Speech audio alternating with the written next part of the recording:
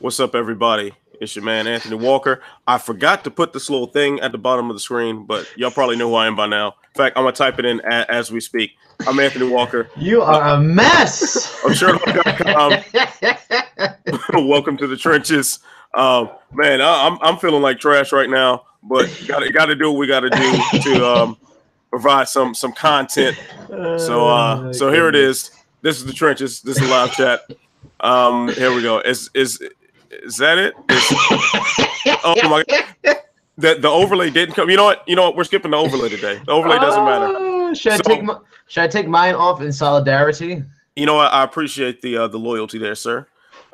Because definitely, if the roles were reversed, I'd be calling you trash right now. But I'm so trash for this. I'm so trash for this. So yeah, we had a host of technical issues, all because I didn't press one little button on my laptop. And but here we are, better late than never, as we are already a day late. So we're a day and like 5 minutes late. So I'm Anthony Walker, and I'm joined by Captain Credential himself, the incredible, the illustrious, the effervescent. That's I've never been called effervescent. My goodness. Jason Burgos, what's up, Jason? How you feeling, man? I'm gonna start blushing over here a little bit. Oh my goodness, effervescent. I'm good. I am well. I am going on all cylinders. I'd say a good 70 to not like a 97%. You know, at this age, the knees, you're never 100%. But you, sir, you got a cold from Fedor or something? You got a little something from Corrales? What happened here? Yeah, man. I guess whatever bug was plaguing Fedor that was making the rounds on Twitter. Maybe I caught it. I don't know. I really think it's just been I've just been running myself kind of ragged between my regular job, which I actually could not really participate in much this week. But I covered Karate Combat last night. Been keeping up with the Bellator stuff. Tuesday, there was Anderson Silva's open workout, along with the media lunch for Kelvin Gastelum. So I've been kind of crisscrossing all over the LA area, very, very busy and very, very tired. And I think my body just said, screw you. So here we go. So hopefully I'll be better with a little rest. I actually got some good sleep after the ceremonial weigh-ins. I came home, passed right out, and I woke up about 15 minutes or so before it was time to go. So you know how that is. So yeah, man, what's been up with you, man? I see like a gazillion articles came out for you in the last couple of days with interviews with pretty much everybody and their mother. Well, before I get to, quick question: are you wearing a Superman hoodie, or because you're sick, you're going full onesie? Oh, this is a hoodie. This is a hoodie. Yeah. I actually don't own a onesie. I did gift my wife a Batman onesie. She said that it was one of the least romantic gifts she's ever gotten. But I did it, and I tried to do something good. I don't know, but I didn't get myself. I got my girl a Deadpool onesie for Christmas. She loved it. Oh, that's dope. That's dope, man. You're a good man, Jason. She's a diehard for that stuff. You're a very good man, Jason. Very good man. I am. I'm glad you said it. It's better that the world know it. Hopefully, she knows it too. She has to understand that. But I mean, in the world of interview primary goals at Sherdog, it's been a busy week, and that how the scheduling goes. I had some stuff that I did like a week or two ago, but it finally just came out this week. So it's been like a cluster F, and that so I had the Corrales story, the Henry Corrales story, the Ricky Bandeja story, both on the event that you will be at tomorrow. And then I had Ong La and Sung, the champ of one championship. That was pretty cool. Getting to talk to him about how this guy's become like a freaking icon in Myanmar, used to be Burma. Talked to what was the other one? Oh, Derek Brunson, which was real cool. Got to talk to him about a lot of stuff. Interesting enough, at 35 years old, he feels he's just entering his prime, which is I know I'm not in mine at 35. That's one way to look at it. I certainly feel far from my prime as I cross the hump of 35. So, yeah, but hey, all power to him. I feel better than I did at 25, but I'm definitely not my prime. And then the other one, of course, is talk to Neiman Gracie. Got to go down to the Henzo Gracie Academy. Did like a video, which was real cool. But yeah, it's been a productive week in the old land of Sherdogs. Yeah, man. This is we've been I mean, you've grinding, been man. crazy busy. I mean, you've been all over the place. Karate Combat, Bellator 214 weigh-ins, press conference. Did you go to press conference? Did they have one today or no? They I mean, didn't yesterday. have no, they didn't. You know, funny thing is the press email was mislabeled. So it said 214 media day, but then it said press conference somewhere. It said press conference begins at this time. So I'm thinking, okay, this is probably a press conference because I for some reason I just didn't anticipate a media day, considering that we had the scrums after the media workouts the day before. So I'm like, all right, well, I guess that's kind of that. And Bellator, you know, they load their cars up with a lot of local guys. So it wasn't like there was a high demand to interview some of the guys that are lower on the card. Pretty much everybody's there for Fedor, Ryan Bader, Pico, Corrales, and maybe and Jack Swagger, of course. So that's kind of what I thought the focus was going to be. I mean, maybe Archuleta and Bandejas. That's an excellent fight, but that's what I thought. And I went into the media day thinking it was a press conference. And I walked in the room and I saw the media day setup. Was like, oh well, isn't that something? I don't think I have a lot of questions prepped here, so I had to do some really quick on the fly prep. I did get to pull Benson Henderson aside, who was there with Henry Corrales. So I got to speak with him. I think that should be up on Sherdog.com's YouTube page right now. Anything interesting that came out of it? Yeah, just kind of asking him about the difference, his mentality between being in a cornerman and being a fighter. He did. You kind of admit that he is looking toward the end of his career now. So his 6-fight deal he just signed with Bellator is probably going to end his chapter. But he was a nice guy, very easy to talk to. I also J.W. Kaiser, who is Jack Swagger's opponent, man. That guy's got some charisma, man. That dude, he's a pretty cool guy to talk to. I really like that conversation. His mentality coming into this fight is pretty cool. It's like he knows why he's there, and it doesn't necessarily piss him off, but he just wants to one up the world. So that's I like that mentality, man. J.W. Kaiser is one of the standout personalities of this. Aaron Pico is I mean it's nothing bad you can say about him. Same thing with Corrales. Both guys very respectful of each other. And they're gentlemen. They're really nice guys and very focused on what they have to do. So I'm really looking forward to seeing Pico with such a tough test and seeing how Corrales handles the extra media exposure that Pico brings. So this is overall I've had an interesting experience with Bellator. Karate Combat was something else. that was like a surreal thing, man. That was out of this world. How crazy that event was. How many people would you say are in there watching it? How many is it over 500? Is it less than 500? How many? I'll be maybe a few hundred people. It was at a nightclub. So, however, the capacity of the nightclub, but it wasn't filled. It was an invitation only thing. It was kind of a strange thing for me. I think someone younger would have appreciated the people around a little more, because I walked in there and I'm so disconnected with general pop culture. Like if you're not a lyricist on the mic, if you're not, somebody that's in the MCU movie, I don't know who you are.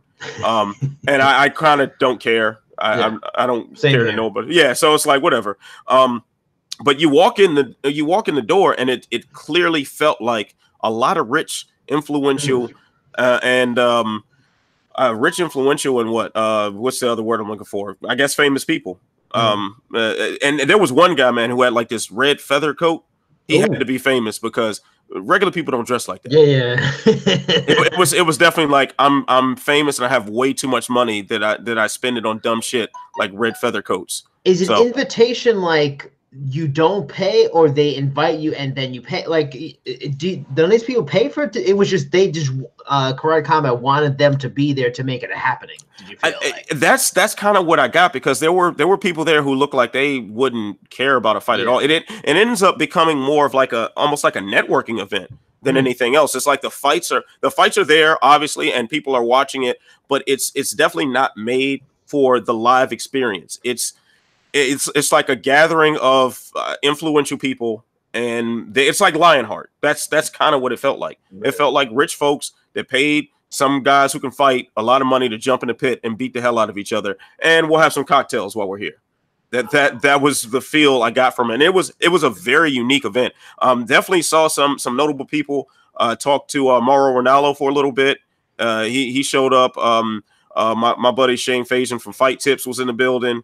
There was Boz Rutan, of course, he was a commentator. I got to chat with him briefly afterward. There was Amir Peretz, who's like royalty in the Krav Maga world. He was there too. It was some pretty notable guys that would have an interest in this, but they weren't like honestly. If I could have tripped over a Kardashian, I wouldn't have known it. So yeah, the hell with that family. But you still enjoyed it, even though it had like an elitist kind of vibe. You enjoyed it because you felt like you were one of them. I did feel better than all of you for just a moment. I felt better than everybody. Wow. Whenever I had a beverage, I always drank with my pinky up. It was a very classy affair. Yeah, it was definitely unique, man. It had like a particular vibe about it. It's hard to describe, but it was definitely not like something you've seen before. It honestly felt like being in an action movie. Like that's really what it felt like. Wow. I'm intrigued. Because I know they did the first one here. I think it was like on the Freedom Tower or some shit like that.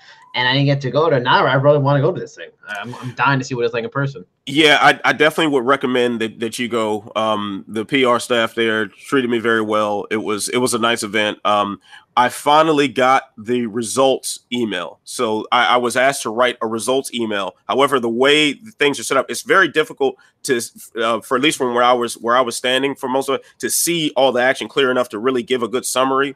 Did they even have a press area, or everybody was just mulling around? They had Wi-Fi, and they had like somewhat of a press area. It's like the upper level of the club that like overlooks the stage was like a makeshift press area. So it was me and a few other press members there, and they had Wi-Fi, but it wasn't like going to an event, sitting cage side, having your laptop in front of you, right, and just directly watching the action while you're typing out whatever you got to type out. It wasn't set up that way. It was more so to soak in the environment, and then maybe you say something nice afterward. That's kind of the vibe that I got about it. Yeah. So yeah, dope stuff, man. And we'll say watching a Karate Combat event on Fight Pass was already an enjoyable experience, but the kind of odd feel that you get on Fight Pass is like times 10 in person. So highly recommend it to anybody who was fortunate enough to be in the building. And yes, I was in the building. I had a great time. So do you want me? Are you sure you still want me to do the questions, or are you feeling up to the questions? You do the questions, man. Just to yeah. Yeah, man, I feel like Usman right now at 30%. Our esteemed host is a bit on the water side. We'll give the questions in that. Our first question, Frank McEdgar, a regular. What are your thoughts on the look of the new UFC belt after seeing it in action on Saturday? I'll just say it's still trash nonetheless, but you go first after that. All right. So before I jump in that, our esteemed host, our esteemed producer Jay, he let me know that there was a 1,500 capacity at the Avalon Hollywood. Oh, that's the capacity of the club. Yeah. Does that mean how many were there? It definitely wasn't 1,500 people there. That. Yeah. That's fascinating. That makes it even feel more elite that it has that kind of capacity, but nowhere near as full. So really, just mulling around. Hi, I'm Rich. How are you? Further confirmation that I'm better than everybody else. Wow. Except for you, Mr. Burgos. You're the man. Okay, thank you. All right. So as far as Frank McEdgar's question, thanks again, Frank, for contributing to the show. The thoughts on the new belt was interesting because when the belt was revealed, we texted each other. I think I woke up to a text from you about the belt, and you were like, this is hideous. And actually, while that was going on, I got another text from my friend Jules, who I originally joined Sherdog Radio with, and he's like, "Man, this belt is ugly as hell." I look at the pictures, and I'm like, I don't like it, but it didn't really spark any real negative thing in me. I was just like, it doesn't look that good, but whatever. Until I saw it being strapped around Henry Cejudo's waist. Oh my Lord, it's hideous. It's horrible. It looks crazy. It looks like the Power Ranger little disc thing that they put in the air before their suits form. Like that's what it looked like to me. And, and I'm not sure how much of it is just my resistance to change. That's one thing that that my wife gives me a lot of shit about. What? I like things to stay on an even keel.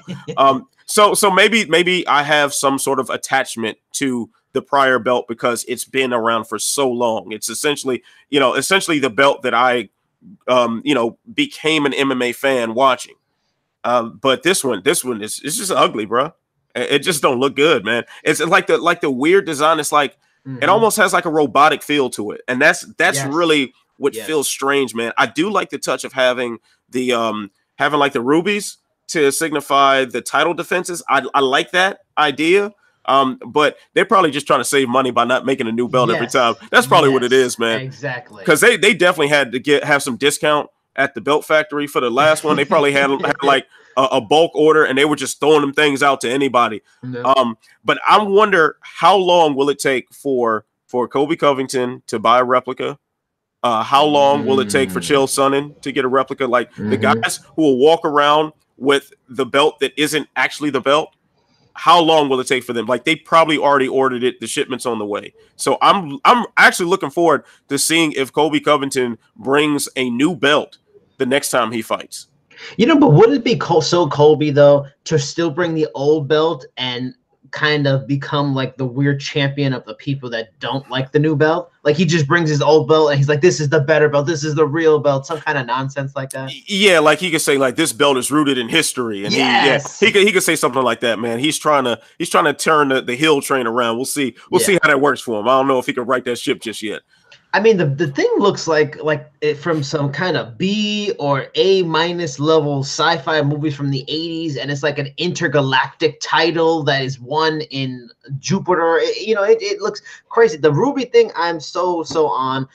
It's gonna, let's say somebody has like 4 defenses, you're gonna have like 4 rubies and then like diamonds. The rest of it is gonna look odd to me. And then I get the point about maybe not like a change, but you know what? I don't see it so much as that. As the UFC title was just fucking cool looking. It was a cool looking title. It had the cage, I always thought that was just a great looking title. Like I'm always been, as a longtime pro wrestling fan, always loved cool looking titles because the wrestling business has so many variations. So I can respect something that's looks spectacular yet prestigious, and that had that mix of it. And that's why I like the PFL title, because it resembles something closer to like the UFC belt. So, and this new one is just like the strapping doesn't look like leather. It looks like some new futuristic organic rubber. It looks weird. It almost looks to me like if you ever go to like Marshalls or TJ Maxx and you see like a supposed leather jacket, that's what it looks like, the sleeves to one of those jackets. Like it just doesn't look real, man.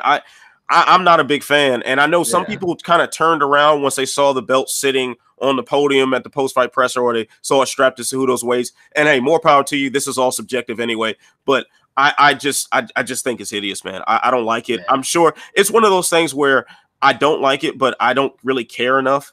It's not gonna change my viewing experience at all. It's not gonna make me feel any differently about the prestige of a legitimate UFC title.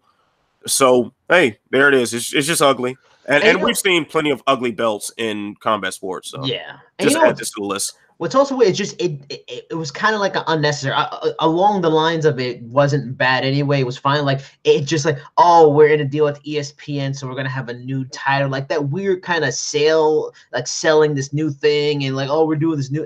That was just odd to me. It's like if the WWE moved to a new channel, they got like a new world title. They wouldn't do that. Even they wouldn't do that. They don't mind changing it, but they had a damn spinner belt. But anyway, on to our next question from Cheeto Ortiz, like it. Was the TJ stoppage early, yay or nay? I'm going to say a little yay.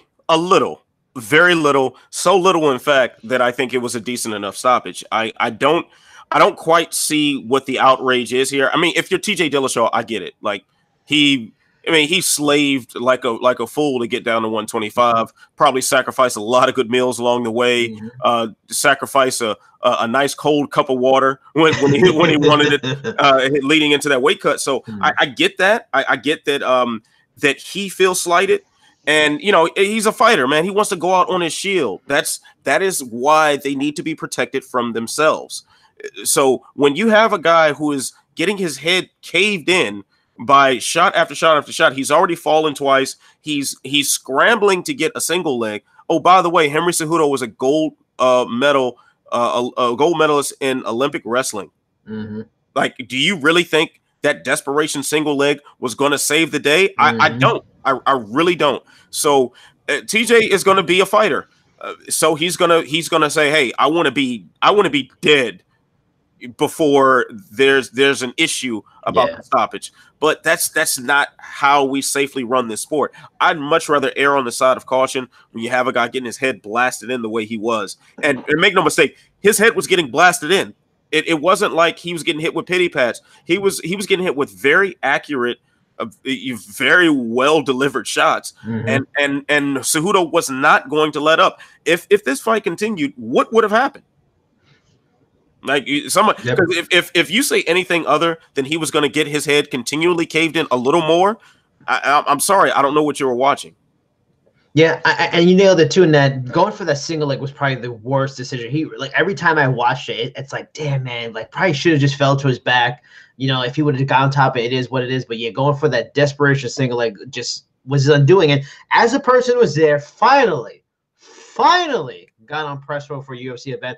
Watching it at the time, it was just more like the point of view we had was, you know, Cejudo's back was to us, so we really couldn't see. It was just more stunning, like holy shit, this just ended. But even in the arena, when they showed that replay of him kind of rising back to his feet for after the failed single leg, and Cejudo just perfectly hitting with his shots, and he kind of goes rubber. Like I didn't have much of an issue, and this is from a guy who really likes TJ Dillashaw a lot, was rooting for him, big fan of his. And I was even like, yeah, I mean, you know, but a friend of mine brought up a good point by sending a video. And this is part of why maybe some fans are outraged, or even TJ. He sent me a video. Do you remember the Jacare Weidman fight from 230? Right.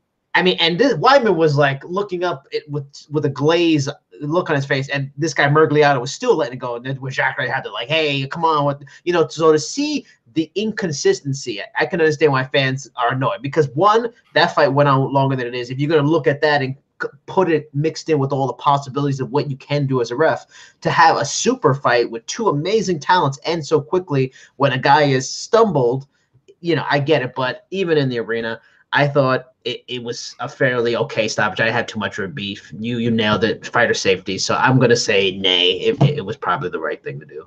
Yeah.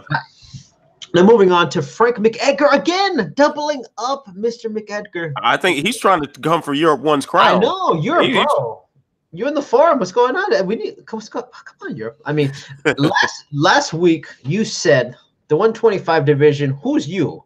I think me, because I kind of made some more declarative statements about 125. I think it was me. Okay, so Anthony, last week you said the 125 division would be dissolved no matter the outcome of TJ and Cejudo. You know, now that I think about it, that might have been me. Anyway, has your opinion changed after the dominant win by Henry? You know, I'll take this because I think I might have said that it was probably me. No, my opinion hasn't changed. I think that they're still going to end. I think if there is a rematch at all, which in the post-fight press conference, Dana White, I just did not get the vibe he was keen on the idea of a rematch. And if they did do a rematch, I would assume it would probably be at 135, honestly, because I looked at it as they were doing TJ a solid after kind of overlooking him for a few years when he probably earned a title shot. They did him a favor. They are not going to do him a favor again to cut down to this division that's fading away so he can cut weight, which they probably were in love with anyway. So, no, I don't think it's changed anything. They aren't signing one flyweights. They're only releasing them, or they're changing division. Like a Sergio Pettis, he really honestly has no business at bantamweight. And what I think he has had his second fight there now. Like he just lost to Rob Font at bantamweight. Was that his first or second? I think that was his second, but yeah. he hadn't fought in bantamweight in a long time. Yeah, but it feels like he's firmly now established there. Well, he's really, truly a 125er. So, I mean, you got these things going on. No, it's a nice shining moment, and I think it further sets up and catapults Cejudo into becoming a major name in bantamweight eventually. But I don't think it's changed anything at all. They're not going to go, oh my God, this Cejudo guy, he's a cash register. We've got to keep these fights going. We just had the greatest fighter of all time, killing people, destroying people. Cejudo's going to change the game. No, that's not going to happen. You know what? I kind of had some doubts about whether or not Cejudo winning the way he did would have an effect on the 125-pound division. Of course, I don't think the UFC is going to go out and just start re-signing the guys that they let go at flyweight. I mean, of course, if they did that, then that's the telltale sign that, it's all good in the hood. Flyweight is here to stay. But I don't think that's going to be the case. At the very least, maybe they'll run like a skeleton version of the division. Keep in mind, they have a 145-pound quote-unquote division that comprise of 2 people. Yeah. Or 3 now that Amanda Nunes forced her way through the featherweight world. But it's very I thought that was the best case scenario for the flyweights, the way those fights went, because Joseph Benavidez and Dustin Ortiz put on a great fight. It was a highly competitive fight. It was filled with action, a lot of back and forth in that, and it established a clear contender for the belt if that belt still exists. And Henry Cejudo, I mean, how much more definitive of a win can you get? You knocked out the bigger man at in 32 seconds. So there's not really much that you can say against flyweights after what happened. But it seems like the UFC has kind of made up its mind already. And I think one big indicator of that is Dana White's reaction to the fight afterward. Instead of like celebrating what Cejudo did, celebrating an overall successful show on ESPN, a debut on that network and what that means to the brand. Instead of celebrating that, like, he spent so much time just pissed off about a pretty routine stoppage. Like, went after the refs too in the post fight. Yeah, a ref who, to my knowledge, has a stellar track record and hasn't had any major controversies, at least that I'm aware of, or I can think of off the top of my head. So I'm just kind of wondering, like, what's the point of all that? Like, wouldn't it be better to build up the guy who just knocked out another champion? But then you think, okay, if you build that guy up, unless you immediately move him to 135, meaning that you're going to have to rematch the two, I mean, that means you got to keep flyweight around. So I think that just kind of it's kind of like a catch-22 as far as the UFC's decision to let go of the flyweights, yet they are refusing to just admit it. I find the whole thing really bizarre. But if and that's a big if, there was any hope for the flyweight division to stick around, Cejudo's win and Benavidez winning the way he did was probably the best chance of it happening. If it doesn't happen out of that, it's just lost cause, because especially considering that Benavidez has a history with both guys. Benavidez is, fought Cejudo coming off of his original fight with Demetrius Johnson, got a controversial win there by decision, and then of course, Benavidez having a long-term friendship and partnership at Team Alpha Male with TJ Dillashaw, which now that relationship seems fractured based on Dillashaw's kind of, public dismissal of the flyweight division and him, proudly saying he's going to put it to rest and he's going to kill off the division. So there are so many things storyline-wise that can go on if you just keep this belt in play. And the worst case scenario, you've got a title fight that you can always throw on ESPN. I'm sorry, I don't see what the downside is of keeping that division, but that doesn't mean that my words are going to do any good whatsoever. So there it is. And you know what? I mean, if they're going to try to give it one more shot, let's say they think Henry Cejudo, he can connect with the Hispanic market. He'll be a star in that format. You know what? Trying one more time with a Cejudo Benavidez fight makes a lot of sense, because they already fought once, because they're the 2 best guys. So that's the one guy Cejudo's lost to in the last few years outside of Demetrius. I mean, I think that's the only guy he's ever lost to. I mean, and so that's already built in. That was the last loss he had until he got on this hot streak. Try it one more time and see if it works. Maybe it sells. Maybe Cejudo is a star that transcends more so than Demetrius Johnson ever did. And then maybe that is the way the division comes back. But I guess it's worth it. If they're not going to cut it soon, then give it a shot. Try that on ESPN. Maybe it does good and it changes things, Yeah, nothing to lose there. But question 4 from BOD 2.0. That is a lot of periods. This is a serious acronym, guy, and it's a 2.0. I wonder what that stands for. Yes, can we find a Jay? Could you get on that? Investigate BOD. What is your real name? Something tells me I don't want to know. Yeah. If it's too crazy, we ain't gonna say it on air. Yeah, sure. Now he asks, why the hell? Wow, we're getting vulgar here. Why the hell does TJ deserve a rematch? Why does the UFC want a rematch? This makes no sense to me at all. TJ lost in 30 seconds. That's the end of the question. I can't disagree with anything you said there. There's no cause for a rematch. Like, the only way there's a cause for a rematch if Cejudo is leaving flyweight because it's dissolving and he's beaten the champion, so hey, now he might as well actually win the real belt to solidify that. That's really it. Beyond that, like, there's no point to it. You know, I mean, going back to what we just talked about as far as flyweight division looking like it's going to be on the way out, like, this is why. Especially if you do that fight at 125 again, like, do you think it will go any different? Maybe, but is it worth it?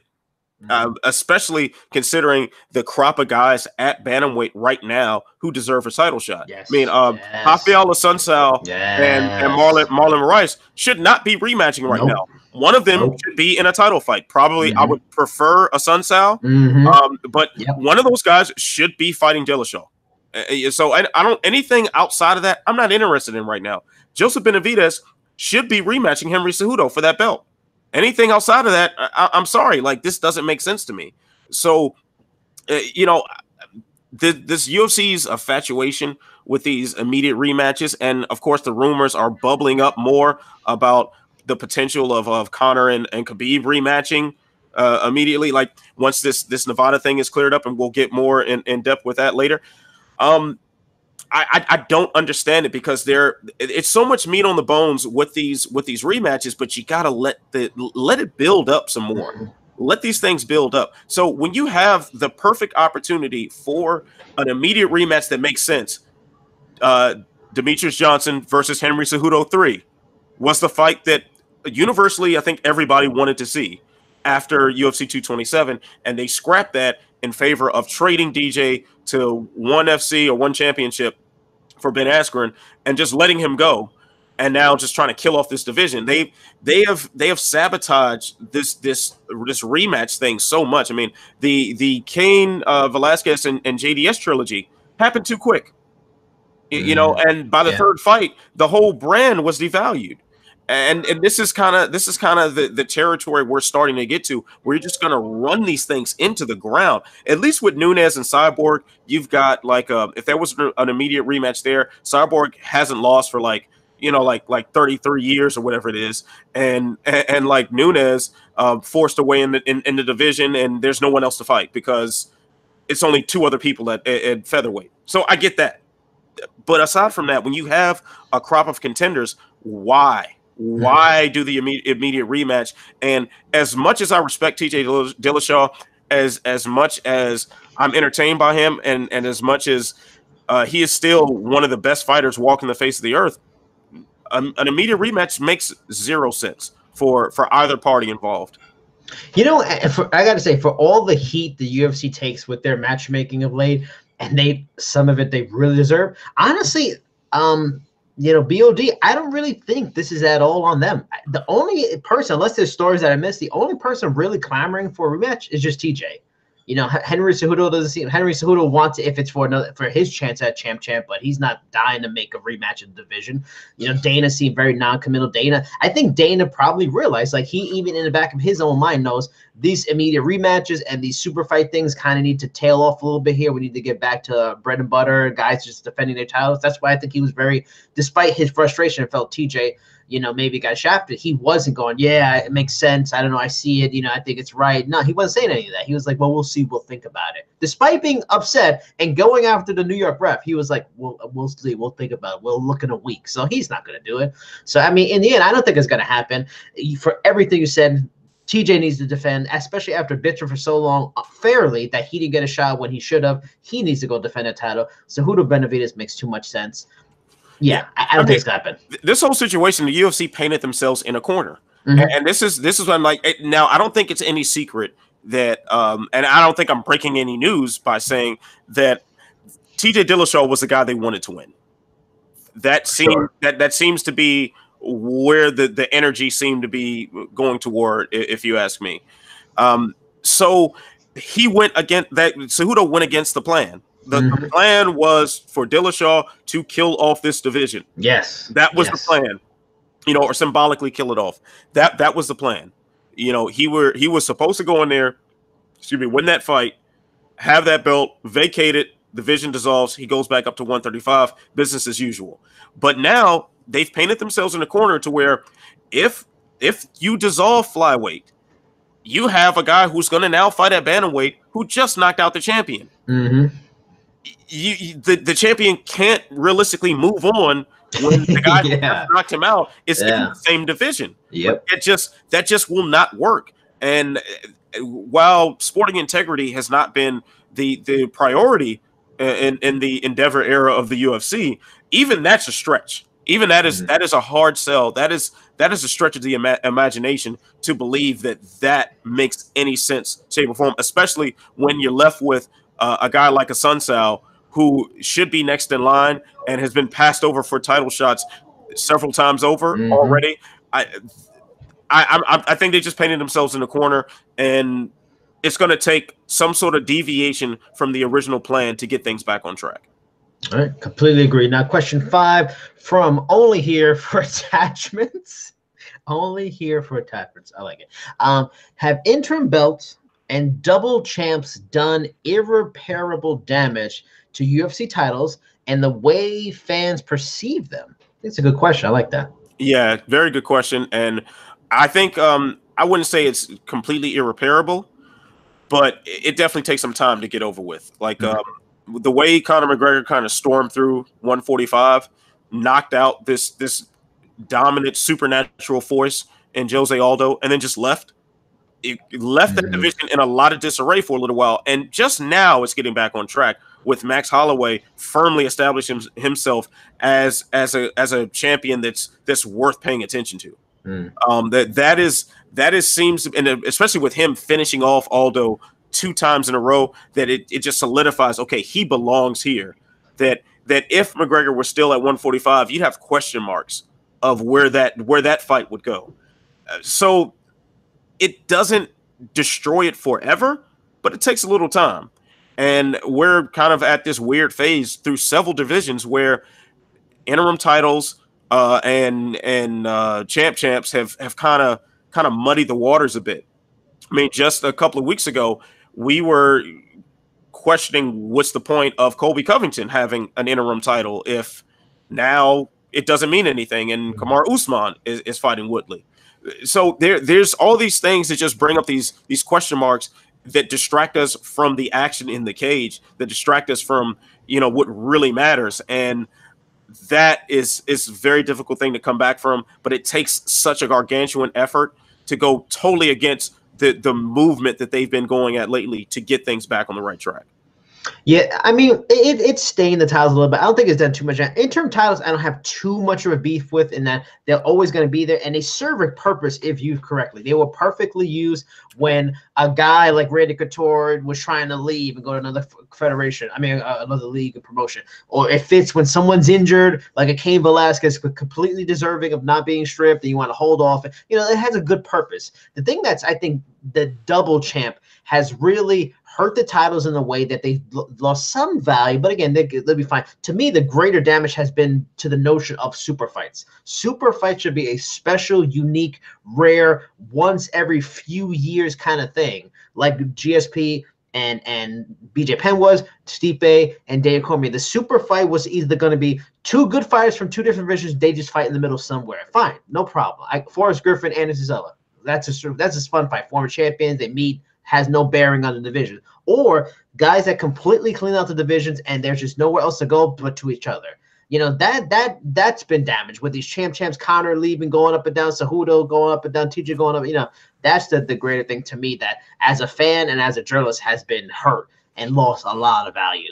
Super fights in MMA, which was really cool, is not anywhere near what it used to be. Yeah, but you know what I think the issue with the champ thing is either the fighter or the promotion not just going all in with it. if you have a champ and they are willing to defend both belts, you've got something compelling there. You've got something to sell.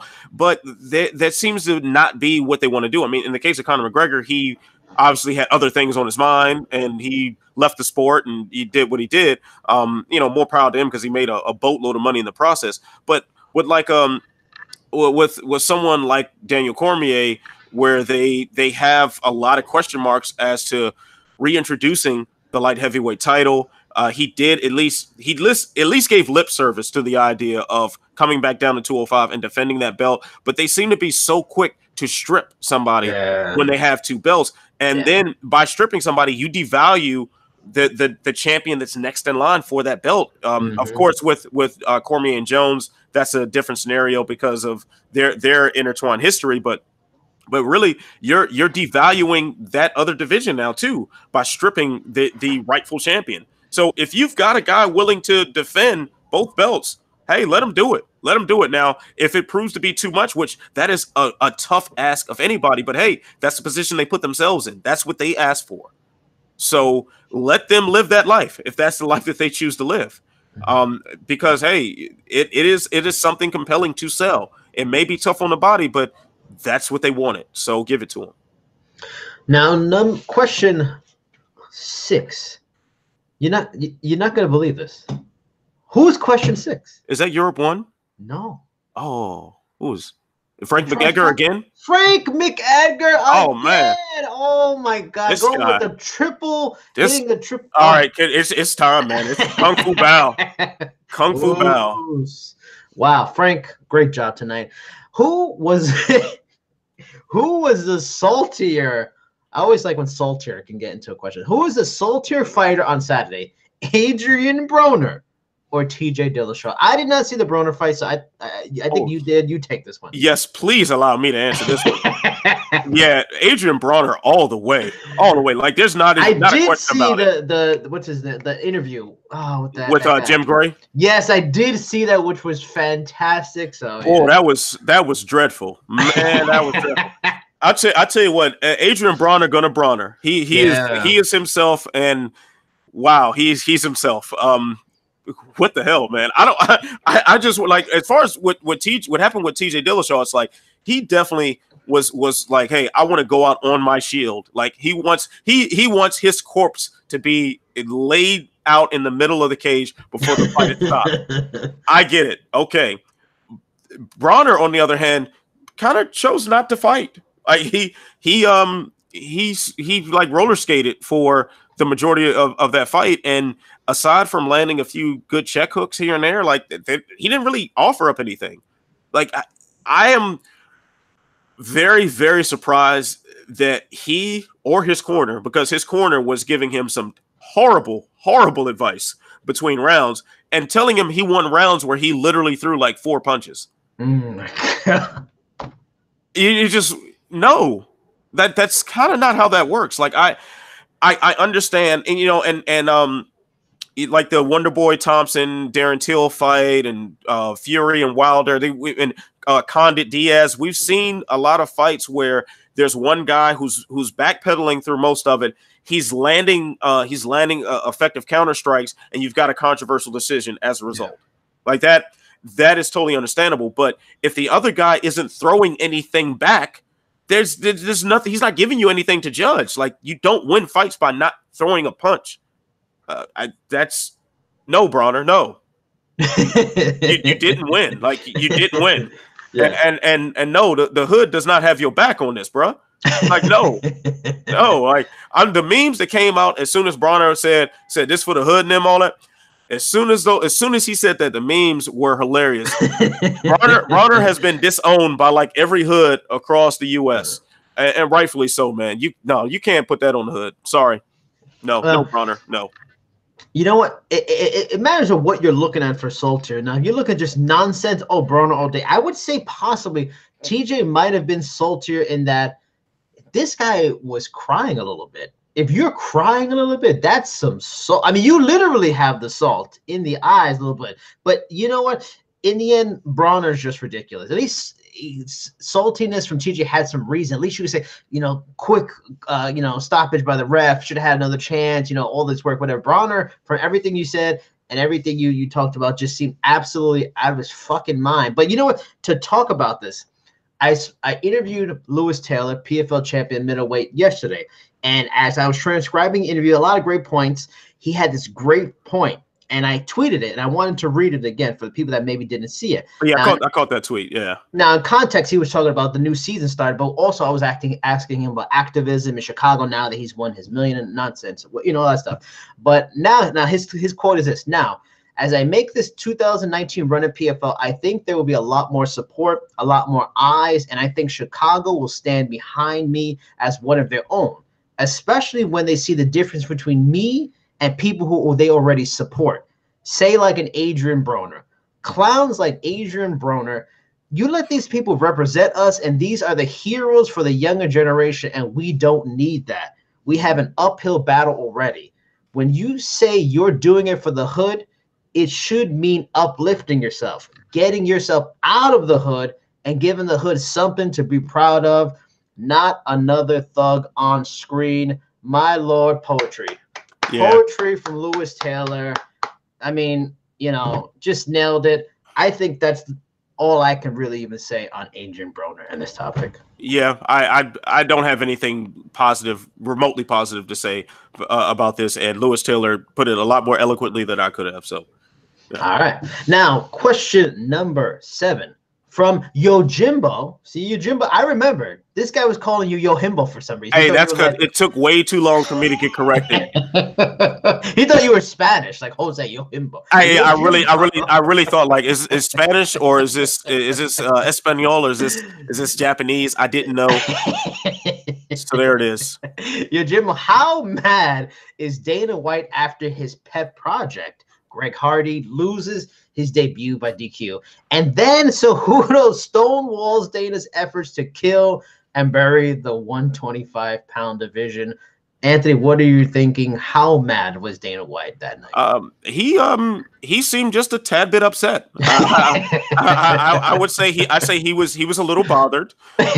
Perturbed, maybe? Yeah, a little perturbed. I mean, the flyweight thing especially, I don't think we can really go into any more detail than we already have on that. And if you have another point on that, please feel free to cut me off here and jump in. But as far as the Greg Hardy thing, like, I kind of just don't know what did you expect? Really, what did you expect? Like, Greg Hardy has fought like 5 times and only twice as a professional, or 3 times as a professional before Saturday. Like,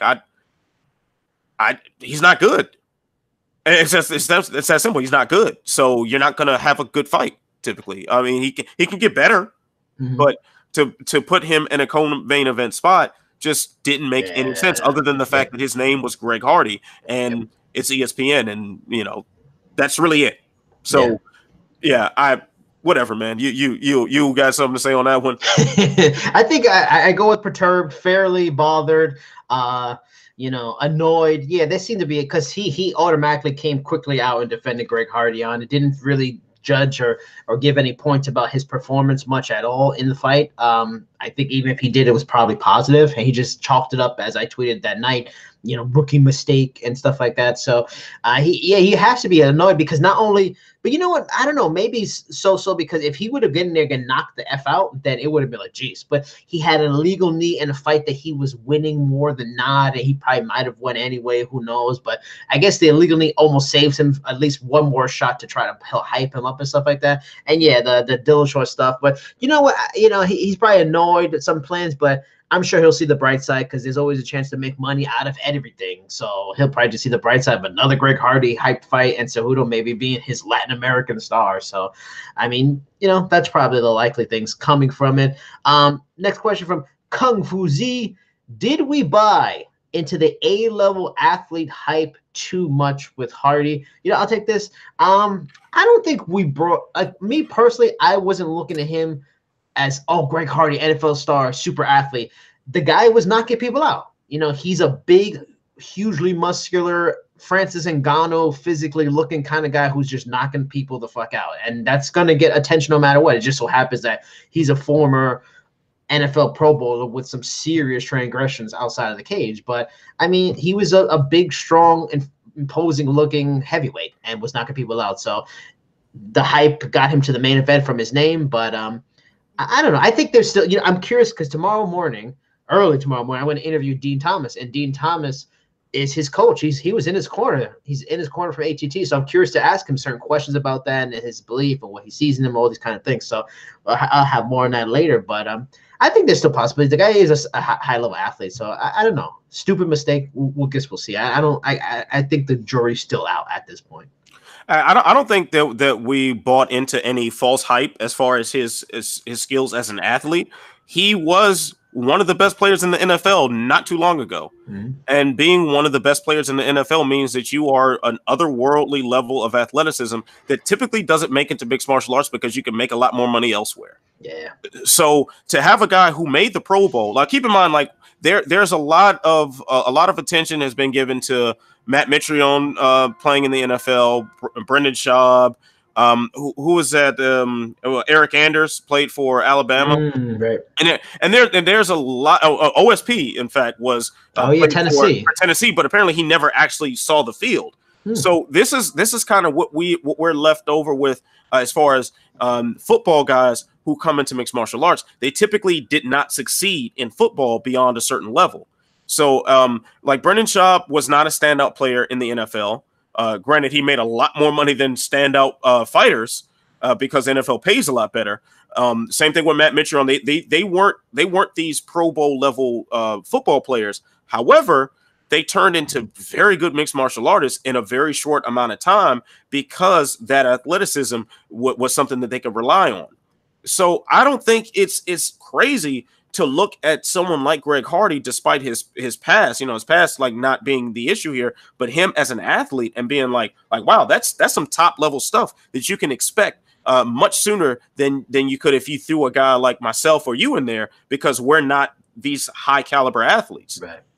So there's definitely that. Now, as far as I hope I'm not jumping ahead and answering a question that will be asked later. If so, apologize. And Jay, let's give whoever that is credit.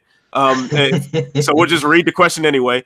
But I'm really confused by this overwhelming sentiment of Greg Hardy being confused by the rules or inexperienced playing a part, because Greg Hardy has not fought in Japan. Yes, as far as I know. Exactly. He's not doing that in training. Right. Yeah. He hasn't fought under Pride rules. Yes. He, like every rule set he's fought under in North America involves that being an illegal strike. So that's not no.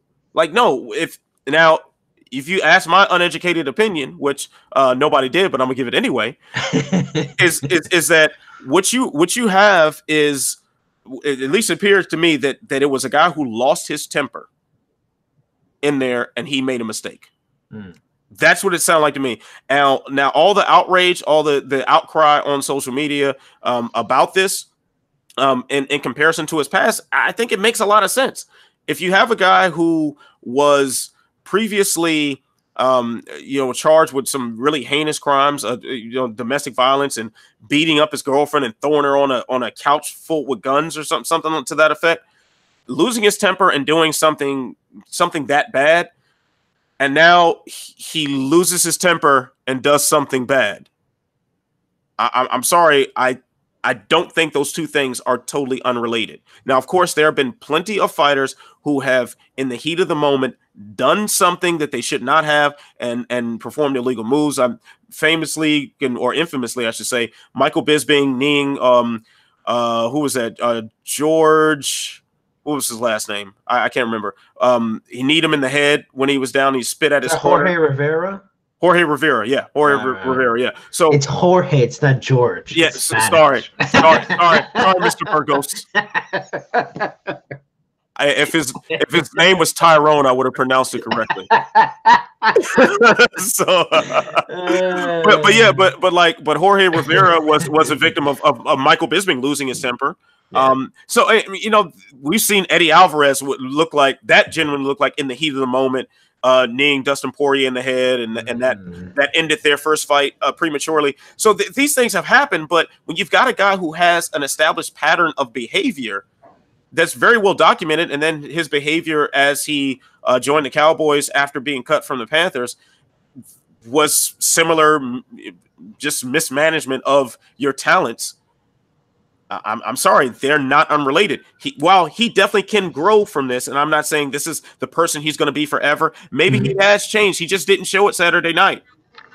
You know, I will give him credit for this though. He did give himself total blame for what took place at that fight. He didn't try to blame it on anything other than himself. While he was saying it was inexperience and he was tired. Okay, I don't believe it, but at least he stood there and said, "Hey, I 100% am responsible for this," and that's showing something. But ironically, that's kind of the same sort of attitude people wanted to see from his previous misconduct. So yeah. I mean, I'm planning to ask Dean about that tomorrow. I mean, my guess was, you know, I'll bring it up in the question was like just tired, inexperienced, just too many things running around his head. And my thought was instinct, but since the way you crafted it, it might have been instinct, and it's that negative instinct he has, which it's a whole other thing. But Jay did say, nope, there aren't any more questions on Hardy. We're all clear. But he wanted to add the knee being down has been a rule since the beginning. Since this shit was really legalized across the beginning. It's only the hands, fingers, and palms on the mat that has changed. Also, he found out what BOD stands for. We can't say it on the broadcast. Saying that, Jay, can you confirm for me? Is it big old? Is it that? I'm pretty sure we've said worse things than that. I just don't want to give him credit for the name, but confirm for me if that's what it is. If it is BOD, you nasty motherfucker. So what you're saying? You're trying to confirm if he has a BOD? Is that what? No, if that's his name. But if he does, good for him. God bless him. Now question 9 from Chael Sonnen. Oh. The American gangster himself? Oh, that's what's up. From Oregon, Chael. All right. What up, Chael? Yeah. What is up, Chael? Please come on the show. Can you speak on the potential of Gregor Gillespie? A lot of people are very high on him right now, but the UFC continues to give him a very long and slow path to the top 10. When I have gone and taken my trips to Law MMA, I remember like a year or so ago, Tony Ricci, the strength coach, mentioning Gregor Gillespie. He's a beast. And I was like, I hadn't known the name at the time. And because of that, I've made sure to always kind of watch his fights and watch him. You know, he's got a lot of potential. He's got a great wrestling background. And Jay, if you could look up the wrestling background for Gregor, I think the person I was sitting next to, I think they mentioned at the event he's from Edinburgh. He's like a All-American, something like that. But a lot of the guys that come from the island, Long Island here in New York, have great wrestling backgrounds. So he's got a strong wrestling background. He's at Belmore, which is a good place to go if you have some good striking. You got guys like I think Andre Harrison are at Belmore, Gian Vellante are at Belmore. So he's got a lot of upside, a lot of potential. He's here in New York in a time where there's a lot of good fighters that he can work with. The Bermudez, the Aljamain Sterlings, and all these kinds of good fighters. So, and I like that they're kind of slow burning him. Why rush? There's so many guys that get rushed. Slow burn them. You can't just rush everybody. They've rushed guys like Yair Rodriguez and some of these other guys real quick.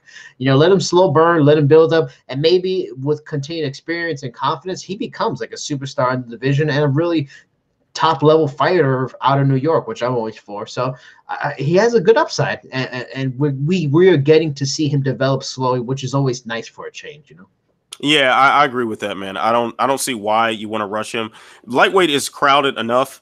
I don't think they need to insert another guy into the title contention just yet. There's enough going on there, but let this guy develop. Let him develop. The Yancy Medeiros fight was a very accurate display of what he's capable of. Like that was such a tailor-made fight for him to go out and show out and show that he is a force to be reckoned with.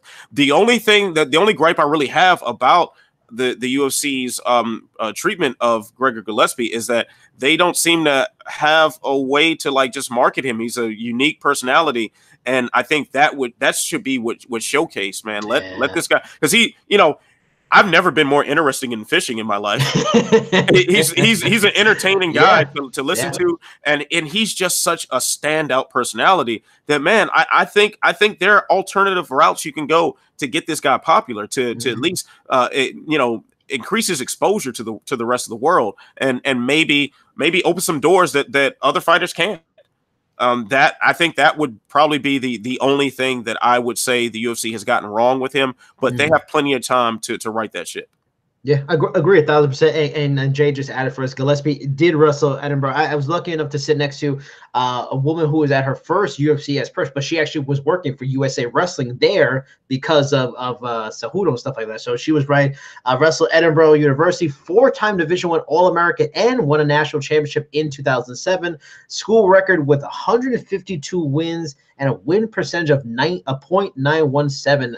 So high level wrestler who's only going to get better with his striking. Also, Jay did confirm that his name is BOD for what it is. He couldn't confirm if it's true, but BOD, you nasty motherfucker. But keep giving us questions every week. We really appreciate it. Wow, we're going heavy back to back. We're just circling this lineup here again. Yojimbo with question number 10. How do you see a potential Conor versus Cowboy? Man, you can just see that on a billboard somewhere. Conor versus Cowboy. It sells itself. Fight playing out knowing that Conor has had trouble defending skilled grapplers in the past. You want to take this? Yeah. I really want to see that fight.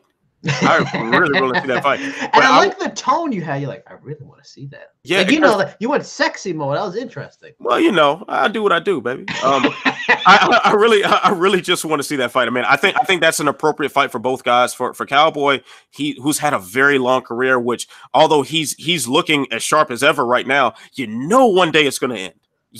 One day it's got to end. I want this guy to get the big money while it's still available to him. So go ahead and get that big fight, cash that huge paycheck, and at the very least, little man sitting cage side with the earmuffs on, he'll be good to go as he gets older. For Conor, I think style wise, this is the sort of matchup he needs to get himself back on track. With Cowboy being such a notorious slow starter, and Conor being such a out the gate just blitz machine, I think that definitely favors Conor, but it also keeps him honest because he can't just go out there and just swing wildly. Cowboy is a very incredibly skilled and crafty striker who has sneaky good wrestling, very sneaky good wrestling. At any moment, he could just take you down, and you'll be out of your element very, very quickly. If you think you're just going to stand there and bang with him, he can pull that out in a heartbeat. You saw him pull that off with Hernandez as well. To just kind of throw him off a little bit. So I really want to see that fight. But I'm really looking forward to a commercial advertising this fight. I want to see a Cowboy and an Irishman in a bar getting angry with each other.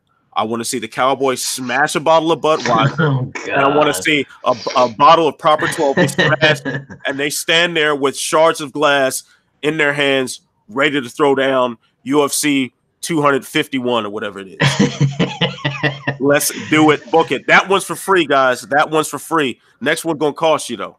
This fight, the one thing I said somebody else. Conor McGregor is extremely smart. He's super media savvy. He knows he needs a win. He needs a win now. He needs a win, and he knows he can get an impressive win against Donald Cerrone. Because honestly, no disrespect to Donald Cerrone, but Yojimbo, I think if you go back and watch Donald Cerrone versus Darren Till, that'll be a sort of early prelude to McGregor and him. Yeah, Darren Till's taller, longer, ranger. I get all that. But Conor is a guy who can use range very well. He pushes forward. He fights fights a long range style for a smaller guy. I think he will absolutely bulldoze Donald Cerrone. No disrespect, Donald Cerrone. And the wrestling, yes, he's a very good grappler, but he's more of a guy that you take him down and he's a pain in the ass on the ground. He's active. He's throwing elbows. He's throwing submissions. He's not a guy that's going to use it on top very often. Hell, I believe Mike Perry took him down, which was the dumbest move he ever made in his life. So it's not really his style to do this. And anyway, Conor was able to get up on his feet, of course, smaller, but against Khabib and Mendes, who I think are much higher level wrestlers than Cerrone. I think Cerrone in that Alex Hernandez fight, watching it from ringside, I was like, oh boy, because early on, Alex Hernandez was faster. He was getting to him. I was like, this is going to be trouble. And then, Donald Cerrone did the right things. But Donald Cerrone is a guy that he's not necessarily hard to hit. He can hit you, sure. But I think McGregor knows Donald Cerrone is a bigger star than certain guys like Kevin Lee or Al Quinton. No disrespect, even though they're probably more relevant to them. Beating Donald Cerrone and impressively just brings his name up real quick because everybody loves Cowboy. And if you beat their superhero, you're the biggest villain in the world again. So I don't think Conor would have had any issues with Donald Cerrone's grappling. I actually think he will run over him. But like you just said, the hype, the videos, the press conferences will all be fun. I hope Conor McGregor tries to talk shit to the baby with the earmuffs. It'll be hilarious. He's got Conor Jr. talking smack with the little baby. He's in a baby's face with like this crazy nonsense. Oh no, we've lost Anthony. Oh no. Hopefully Anthony comes back. I mean, since Anthony's away for a little bit, I'll move on to question number 11. This is on our Trenches poll asking who is most likely. Are we getting Anthony back? Yeah, we're back. Yeah, I'm back. Yeah, we're back. And I was talking to. I thought you went out. So I'm over here. I'm over here super trash. When you just came back. Man, I'm super trash out here today. It's okay. I guess my computer's got a cold too, apparently. Yeah, you're not 100%. It's all good. But anyway, I was just moving on to question number 11, our Trenches poll of the week. Who is most likely to be cleared to compete by the Nevada State Athletic Commission in the January 29th hearing that's going to have Conor's going to be there. Khabib's going to be there. John Jones is going to be there. I mean, it's like a who's who of just – no, I'm not gonna say it's the most stacked card of 2019. It really is. 31% say everyone is going to be cleared to compete. I think that's a fair answer. I think that's probably likely what's going to happen. While 30% say Conor, 23% say John Jones, with the rest saying a mix between two of the three. I guess they really think Khabib and his fly like an eagle is going to really get him suspended. Anthony, what are your thoughts? I'm feeling number one. I think everybody's going to be fine after this. I think so. At the end of the day, I think it's all going to be slaps on the wrist, and they're going to be done with it. But I will say this: if we're talking about just pure justice of the matter, and precedent established, Conor is really the only person who appears totally innocent in this case. Because, granted, the things that led up to 229 were terrible and really, really stupid on his part, but what happened at that fight was not, he didn't do anything. He was there. He lost the fight. He's sitting against the fence, and his opponent jumps over and stage dives and tries to stomp Dylan Dennis's head through. So that's not on Conor. And when guys jumped in the cage, a place that they did not belong, and tried to attack him, he pieced somebody up. He took a shot, but one of Khabib's mans got pieced up real bad. And that's exactly what anybody with half a brain is going to do in that situation. If somebody is going to come and attack you, you're going to try to knock their head off, and that's at least what you should do if you want to defend yourself. So I don't see what's problem with that. I'm very confused by the fact that Dylan Dennis is currently suspended by Nevada, because correct me if I'm wrong on this, even if he was saying something to Khabib that prompted Khabib to jump out the cage, he was still in the place that he was supposed to be. Yes. And Khabib dove out of the crowd to stomp his head in. So Dylan did what any able-bodied man or woman would do in that situation. That's fight back.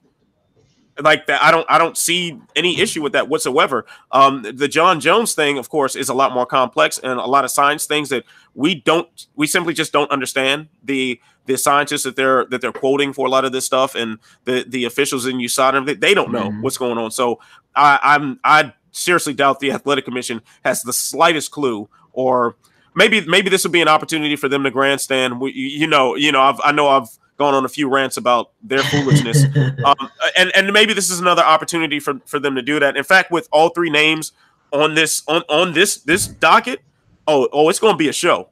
It will be a show. I'm telling you, there's going to be a commissioner there with a top hat on. There's going to be somebody got to have a monocle or something. It's going to be such a foolish display. But at the end of the day, all three guys are going to be fighting again. It's too much money involved.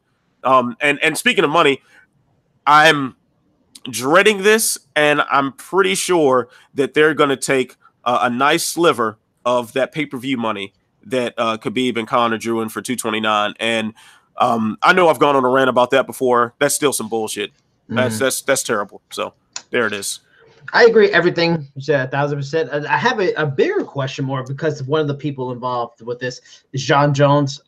We got the news again this week that he's got that Turinabol just pulsing inside of him still. Like, what were your thoughts if I don't know if you saw like a statement from Alexander Gustafsson's representatives, and I've seen either people say it, that in a weird way, this guy's got a freaking Turinabol pulsing exemption card. You know, we're hearing, you know, this might be a year's kind of thing. Like, so what does that mean? Like, what are your thoughts? To me, it seems shady as all hell. Like, it's so questionable. I mean, but I get it that if it's not affecting him, it's pulsing, you know. Like, what did you think of that? Like, I mean, once again, I don't want to jump out there on a limb about the science because I just genuinely don't understand it. I've tried to do a lot of research on it. It was just like reading that tweet from Brett Okamoto about the formulas involved with TJ Dillashaw's weight cut. Like, I don't get it.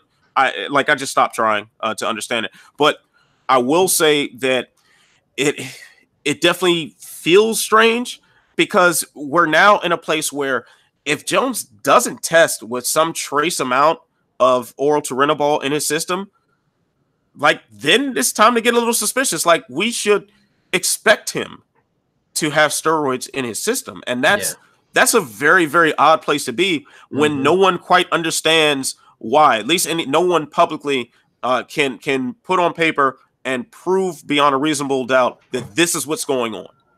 So until we get some clarification on that, I think it's just going to be a source of confusion and puzzling. But at the same time, man, the general fan doesn't care. Like, they just don't give a rat's ass about it because I'm sitting in the forum as Jones is cheered with thunderous applause coming out to that cage. People don't care. Like, they really just don't care. They just want to see a fight at the end of the day. So at the end of the day, people are going to get exactly what they want, and that's the fight. So yeah, that's kind of what I feel on that. I'm looking forward to the science kind of catching up to what's going on, or at least someone that can explain it to where I can understand it. But until then, man, we're just going to be confused, and this is going to happen again. So get ready because this is a constant story. Every time Jon Jones fights, it's going to be how many picograms were in the system. Yeah, it's just we're in 2019.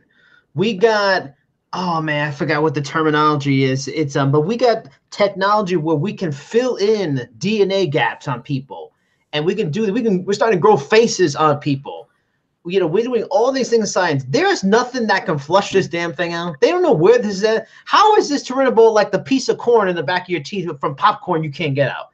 Like, they can't flush this thing out. This is insane. It's still pulsing. It's pulsing, but you don't know where it's at. You can't flush it out. And here's an interesting thing too about it. And you know, and I know I just said I'm not trying to jump into science, but here I am jumping into science. Just be the scientist. Because a lot of times, man, when any substance is in your system, the higher your metabolism, the higher your metabolic output is, the faster it goes through you.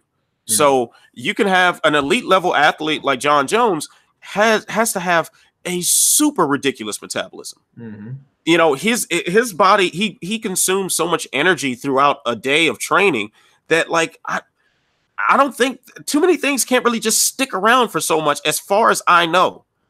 So I almost feel like this pulsing thing could be something like a regular person would experience more so. As opposed to someone who is consistently burning through fat, consistently able to pack on muscle, consistently able to do all the things that everyone wishes their body could do. And this is their job, that they just do this for a living. And their body is a fully functioning high performance machine. A high performance machine like that doesn't let things stay in the system too long, typically. So maybe something special about oral Turinabol that scientists just don't quite get yet. Yeah, that's entirely possible. Maybe there are all sorts of long-term metabolites to all sorts of things that we consume that science hasn't figured out yet, to where this might be just a common thing, except they just found it with oral Turinabol first. I'm not the one to answer these questions, but it does raise some suspicions, rightfully so. So until we get answers, we got questions. Yeah, fair enough. Now, changing gears to question 12 from Verachet. Let me know if I said that right. Verachet. How does Jessica I opening her own gym serve as an improvement? Oh, yeah, I tweeted about this. This blew my mind. How does Jessica I opening her own gym serve as an improvement? It won't be superior to an already established gym. That makes no sense. Verachet, I agree. Do you know the story about her and the gym thing? No, I like saw a headline, but I didn't read it. She is leaving the camp she's been at for who knows how many years because it's the same camp as Stipe, right? Yes, same camp as Stipe, and she's leaving because she opened up her own gym with a friend or something like that, which is great. Long-term planning, that's a great thing. You've opened on your own business. You're really setting up your future. But the idea, which Verachet is bringing up here, is that she's doing this, and while she's at the gym, she isn't going and training at her own gym. Like, she's made it clear in the statements that she's not really going to be training there leading up to this eventual possibility. She's already negotiating for this title shot with Shevchenko. You've been with this camp forever. You've now on a winning streak with them. Why would you change it before this title shot you've been working your entire career for? Couldn't this business thing kind of wait? Like, it's an interesting question. What are your thoughts on the timing of this? Yeah, I'm not feeling the timing on that at all. What I'm reminded of is when Rafael Dos Anjos left King's MMA under Rafael Cordero ahead of the Eddie Alvarez fight. Right. And that I think that they were trying to keep that, at least his camp was trying to keep that quiet. At least from what I gathered at that time. I was working for Sherdog Radio, so I was like sort of on the outer skirts of the loop. I happened to, just by pure chance, I ran into a young lady who trained at King's MMA when I was at the airport, and got to chatting with her, and she was saying like, "Hey, RDA hasn't been around for this camp," and this was before it was known to the world that he started his own gym. Like, she said he hasn't been here. Like, he's started his own gym. He's doing his own thing right now. And you saw the results of that. Like, starting a business is a very, very difficult and stressful thing. Yeah. And I've got more than a few friends and acquaintances who have started their own businesses, and you see the stress on them on a consistent basis. I can't imagine adding a fight camp to that, especially a title fight camp to the biggest opportunity of your professional fight career. That is a tough thing to do. So I'm just not feeling the timing of this. I hope that it's not something that's going to affect her. Maybe she has the right business partners who are going to kind of do the heavy lifting, and maybe her name is just attached to it. And she has a good place to train. She's got the right coaches with her that she can float in and out of her gym. Maybe that's the case. Maybe this is an ideal scenario. Who knows if there are any sort of underlying tensions with her previous camp? That's entirely possible. Maybe it wasn't a healthy home for her anymore for whatever reason. And I'll give her that credit. Let's give her the benefit of the doubt on that. But just the way the story is presented that you just told me, I'm not a big fan of this move right now. Yeah, I agree. It seems like our time. I guess we'll find out when and if that fight gets made, which seems likely. But moving on to question 13, it is from the man. Who is it, Anthony? Who's question? Please say Europe 1. Europe 1. He says, Wu-Tang greetings to Jason and Ant. Wu-Tang to you too, sir. Which reminds me, I got this Wu-Tang Wakanda shirt. Really? Yes. I'll have to. I gotta see this. Yeah. When after the show, I'll show that one to you. All right. PFL President Carlos Silva has abandoned ship and instead signed to be the president of, and I'm not even kidding here, World Team Tennis. All of this seemed to happen out of the blue. What is going on with PFL? I will take the lead on this one because I did text Mr. Silva that day because I saw Lewis Taylor. He had an Instagram picture of him and Carlos Silva. Oh, congratulations on your best wishes. We'll miss you. I was like, what the hell is going on? So I texted Carlos Silva. He left. He confirmed that he was leaving. He said it was a tough decision, but supposedly tennis is one of his passions as well. Tennis and MMA and I guess Ironman races, which he does too. And he got offered the opportunity not just to be a president, CEO of this World Team Tennis. Now, is it a questionable sign for PFL? Maybe, because also in the Lewis Taylor interview with him, He admitted to me, and you guys will hear, and it'll be in the story too. He's heard rumblings of the middleweight division being cut from the next season. They're adding a new women's division and the 155 women's division. I wonder if maybe it's a budget thing. Maybe they have a set budget, but Anthony knows my personal reasonings on why I'm hoping PFL doesn't have issues. I don't think anything's wrong with PFL. I think they're fine. I think, when I talked to Carlos Silva, they were already setting up to make deals for international, markets and get their shows aired in the international. They just made a deal with DraftKings before this. I think PFL's fine. PFL is going nowhere. I just think that Carlos Silva, who was the league president, got a chance to be CEO. He probably got a huge ass offer from World Team Trainers to build their brand, just like he helped build the PFL brand. And he took the money to do something he likes too. It's not like he's doing crocheting World Team, whatever. So, so he's doing something. He's probably getting a lot of money, and I just think it's a weird coincidence. It's the bigger question for PFL right now is who they get to replace, because that is a big void that's opening. They got to get the right kind of person. Please don't let it be Bjorn Rebney. I will kill myself if it is him. Yeah, I think PFL is fine. It's just one of those weird things. Anthony, what do you think? Yeah, I mean, we'll see what happens on that one. Carlos Silva definitely brought a level of stability to that organization. I believe he was also one of the higher ups when it was World Series of Fighting. And yes, he carried over when the ownership changed and they transitioned to PFL. So definitely a level of stability there. They've done an excellent job. As best they can, really growing that organization and keeping it relevant in a very crowded mixed martial arts field. So definitely kudos to him and congratulations too. I mean, to move on to such a big opportunity in another sport that's frankly more stable than mixed martial arts is definitely a thumbs up to him. But PFL should be fine. I mean, they have a formula established. They have otherwise stable leadership. There are some good people there working. There are a plethora of good fighters as well. They'll be fine. I think if PFL is in any danger, it's more so about the landscape of the sport itself and not Carlos Silva's departure. Yeah, and also to add to the PFL being good, it seems to be resonating in at least the industry. During the Lewis Taylor interview, he was at UFC in ESPN 1 at Brooklyn with Bilal Muhammad. He was in his corner. He was saying that he was kind of just stunned in that how many people, since he's won, backstage at the UFC and all the UFC events, were like coming up to him. He was surprised that he wasn't sure how many people watched, how many people knew it. People coming up to like Daniel Cormier, coming up to him sincerely, like, congratulations, man, amazing, great job. Khabib Nurmagomedov yelling out to him, hey, man, can I borrow some money? So people it surprised him. So it clearly is resonating in the industry, and people backstage were even asking, damn, man, I wish I could be a part of that.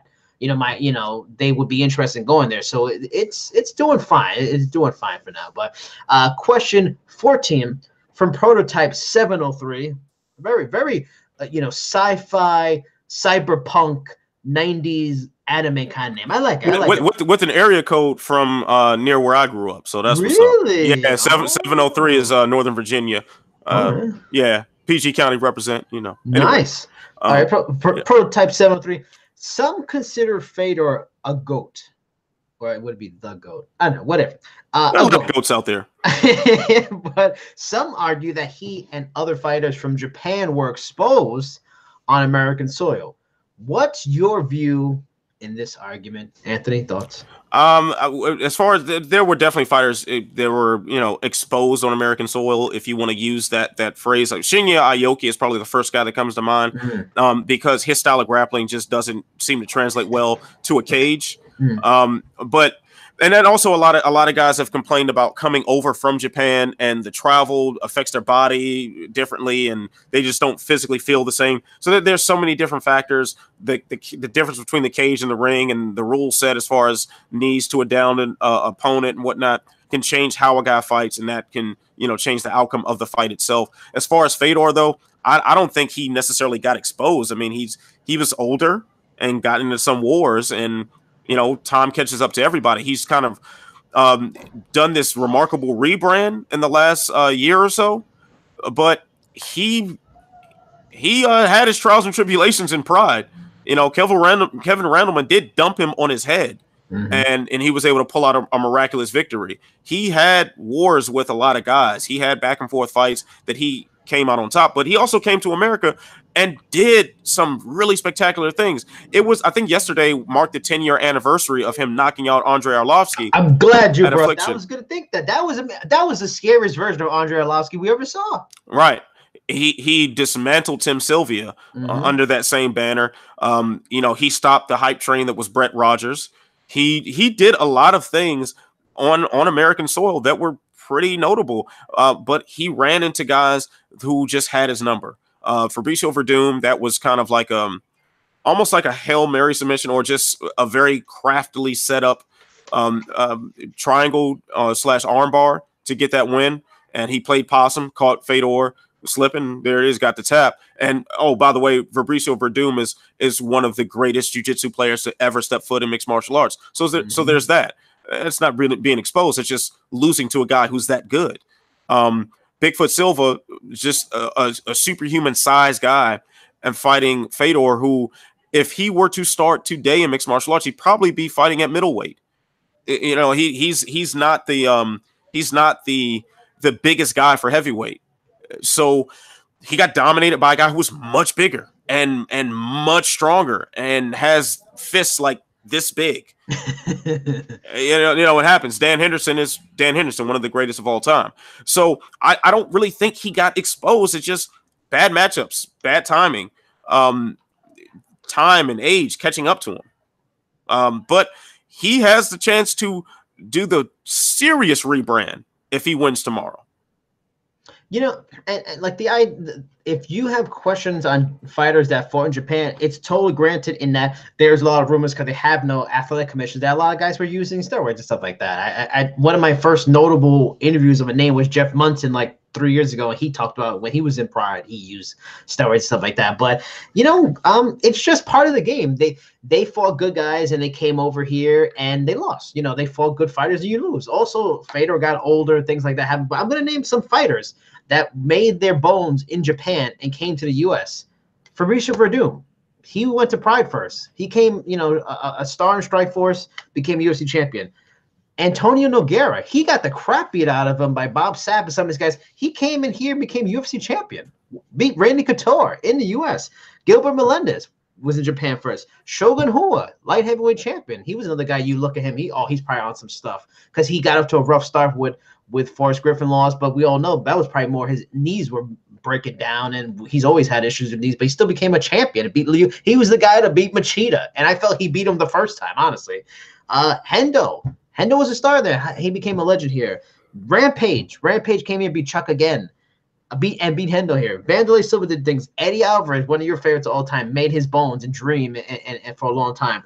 Nick Diaz, another guy who was in Japan, so I just think, things happen. You lose to great fighters. When you're at such a level, you're only going to fight top guys. And I think Fedor just, you nailed it. Arlovsky, Sylvia, those are big names at the time on American soil here in the U.S., and he dominated them. So he didn't do it at the UFC. It doesn't mean anything. No, he just got bad matchup. He finally got old. I think he's getting favorable matchup now. That's why I think he'll lose the Bader. I mean, Chael Sonnen was a good matchup. Frank Mir ended up being a good matchup too. So she just got old, and things happen. Everybody, nobody can beat time. Yeah, Father Time is undefeated. That's one guy that's never going to lose. Yep. Now, question 15 from Will KO. Does Fedor winning this Bellator tournament do anything for his already stellar resume? I mean, this is just going on top of everything we said. Yeah, of course. Why not? I think for everybody that's pushed him to the side because of the Maldonado performances, losing to Bigfoot, getting knocked out by Dan Henderson, they've pushed his legacy and resume to the side. And then Kane, JDS, Stipe have rose back up. If he comes back, he wins these 3 fights in a row. He beats Chael. He beats Frank Mir. Then beats Ryan Bader in his prime, who's a great 205er. Then, yeah, it maybe puts him back in. Okay, maybe he is still one of the best heavyweight. But, it adds to a resume I feel is already stellar. If you want to call him the best heavyweight ever, I have no problem with that. But it just adds to already legendary legacy. Yeah, I think, too, man, if he gets the win tomorrow, like, do you realize, like, how historic that is for a guy at his age? What's he, 42, I believe? Yeah, yep. For him to, at 42 years old, defeat a guy who proved himself as a top-level fighter in the UFC. You know, that, I mean, if the Arlovsky win wasn't enough, if the Tim Sylvia win wasn't enough, that right there should just be enough to show you what Fedor could have done had he fought in the UFC in his heyday. So I think there is some historical stakes here, but even if he loses, man, his legacy cemented. Like I'm telling you, dude, you saw a Fedor fight last year. Yeah, so this is my first time being around Fedor, and I'll tell you this: I've never experienced a media workout with so much mystique around it. It's almost like there's a cloud around man, I'm telling you, first of all, the man rolls deep. Like, he's got a rapper-sized entourage. He came in, the only thing that was missing was his G-Unit spinner chain. And he walked into just deep with all these guys with the Russian tracksuits on, and they all look angry. They look like they all rip your arms out like it was nothing. And then the crazy part that, like, a lot of them walk with him over to the mat area, and and while he's getting ready to do his workout, and then a lot of them just disperse amongst random parts of where the media guys were. And even at media day, they did the same thing. It was like just random points where it's just a Russian guy in a tracksuit with his arms crossed like this, just standing somewhere in the room, looking like he's about to kill everybody. And I'm telling you, man, that dude has an entourage. He has an aura. This guy's something like. So when he's hitting the mitts, now I don't know if you saw the full video of this. I couldn't do Matt Hunter, who's doing photo and video. He couldn't make it to the media workout, so we didn't get any video of that. But I took a few clips that I uploaded, one or two of them to Instagram, and. So I guess check out my Instagram page because I actually put something on it for a change. So I don't know if this came across in the videos, but he does like these quick combinations and he just stops. And all you hear is the cameras clicking. And it's like this heavy silence. It was something like, I know when describing that scene doesn't sound like much, but being there, it felt like a lot. I like the guy holding a pad just stood there quietly, like looking down, like waiting for him to start again. I was like, wow, this is crazy. It was wild. Now, looking back on it, because I definitely enjoyed some of the heat I took for a tweet that I had yesterday about rumors swirling that Fedor apparently had some sort of stomach issue. He was sick. Could you tell us a vague idea of where your sources, where you were hearing the rumblings? I was hearing the rumblings from I'll just say guys who understand the language, and members of his entourage or some people around his staff or whatever.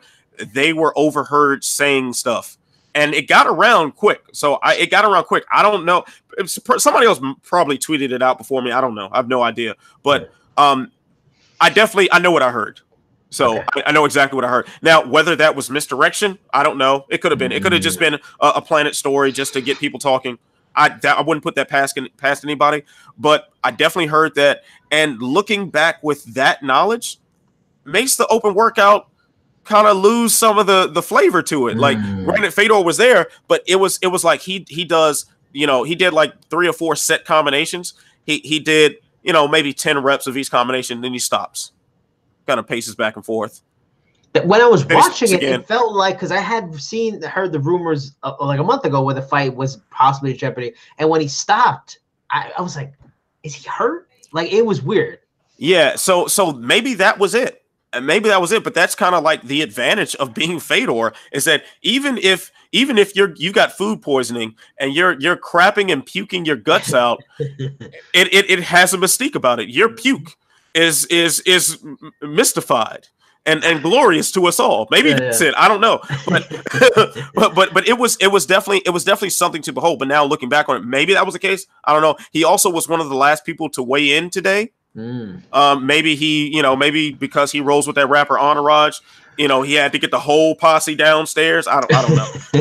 Maybe that took a little time, but who knows? But either way, Fedor's got a mystique about him, and it's pretty cool to actually be there. That was one of those moments where, like, you got to remember, oh yeah, professional, contain the fanboy, But yeah, it was dope, man. Now, final question: Bellator 214. Who you got picks first? start off with Jack Swagger Hager versus JW Kaiser. Who are you pick? Oh, who did you, if you haven't done it yet, who are you going to put on your Sherdog pick'ems? Oh yeah, I gotta turn that in. My Sherdog pick'ems. You know what? Maybe I should just jump on the sword because everybody's picking Jack Swagger because he is supposed to win this fight. But JW got, man, he got a vibe about him, man. He's got a vibe. I'm feeling the vibe. JW with the upset. And he's also a very experienced fighter. He is unknown to fans. Period. Like when I talked to him, I didn't know of his extensive background. A lot of boxing matches, a lot of amateur fights in boxing and MMA. He's been around the block. So you're talking about a guy who has never actually fought in mixed martial arts before. I don't know, man. JW might pull the upset. The hell with it. JW for the upset. Yeah, I mean it's funky like that, and I saw that story about his much more in depth background. But I'm gonna pick Hager Swagger just because one, Jay. I don't know if you can look it up. He has a collegiate wrestling background, but I don't know where it's at and how high it is. But he has a wrestling background, which I think most of us could agree is the best base to have in MMA. And two, Bellator, as much as anyone, if not the biggest ones, they like to make squash matches, and they love to set a prospect up to look good and perfect kind of matchmaking. And my guess would be Mr. Kaiser probably can't grapple very good at all. And they were like, let's get a guy that he looks good. Oh, he's a dangerous striker. Hager can wrestle. This guy can't wrestle too good. It's a grappler versus striker matchup, and it's for the Hager to win. So I'm going to pick Hager. I wouldn't be surprised he gets a little resistance, but he'll probably maybe I'll throw out. Maybe he gets like a rear naked choke, late first, early second round, something kind of simple like that. That you can do a white belt class. Yeah, makes sense. I just really wanted to mix it up.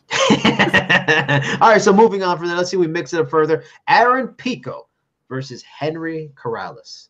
I got to go Aaron Pico all the way, man. And that's absolutely no disrespect to Henry Corrales. Henry Corrales is an established veteran. He is extremely good at what he does, and he has a fantastic camp behind him. Aaron Pico is something special. He is something different than what we are used to seeing. Just talking to the guy, his mind is so sharp. He's so in tune with the moment. He's so focused, man. I just see big things for him.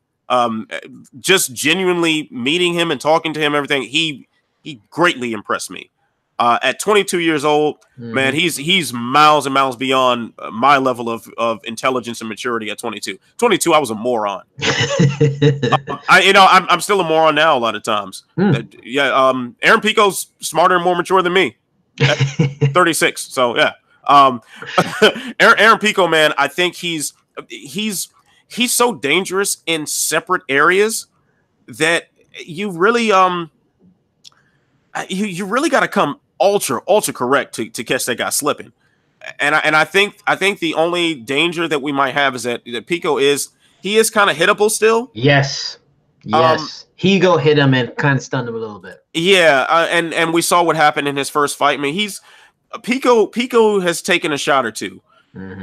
Maybe that's his undoing, but I just don't see it happening tonight. I think maybe when you start talking about messing with the Pitbull brothers, maybe then I think that's where he finally hits that wall. But even then, maybe by the time he gets there, he would have smashed through that wall. Aaron Pico is something special, man. I can't pick against him until somebody proves me wrong.